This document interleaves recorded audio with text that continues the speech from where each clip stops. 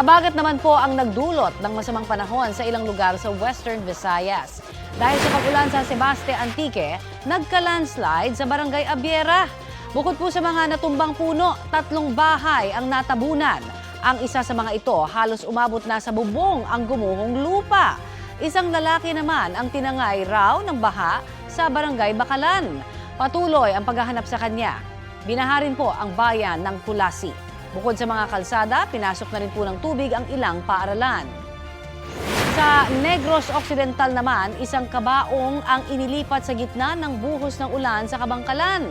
Binaharaw kasi ang bahay kung saan ito unang nakaburol.